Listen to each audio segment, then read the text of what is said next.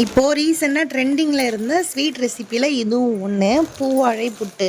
கம்மியான குவான்டிட்டியில் ஃபஸ்ட்டு செஞ்சு பார்ப்போம் அப்படின்னு ட்ரை பண்ணேன். ஏன்னா எல்லாருமே ட்ரை பண்ணி நல்லாயிருக்குன்னு வீடியோஸ் போட்டிருந்தாங்களா, சரி நம்மளும் ட்ரை பண்ணுவோம் அப்படின்னு சொல்லிட்டு.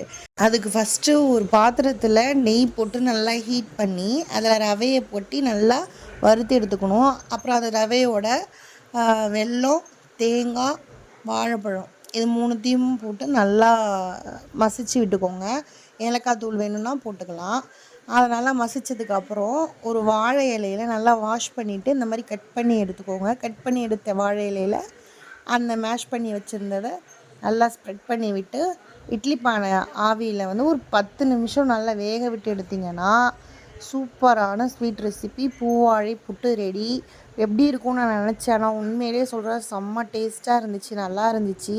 இதில் நான் தேங்காயும் வெல்லம், வாழைப்பழம் இதெல்லாம் கொஞ்சம் அதிகமாக போட்டதுனால எனக்கு ஸ்வீட் அதிகமாக இருந்துச்சு. ஸோ ஸ்வீட்டு வேணாங்கிறவங்க ஸ்வீட்டு நான் போட்ட அளவை விட கொஞ்சம் கம்மி பண்ணி சாப்பிட்லாம். ஆனால் டேஸ்ட் வைஸ் ரொம்ப சூப்பராக இருந்துச்சு.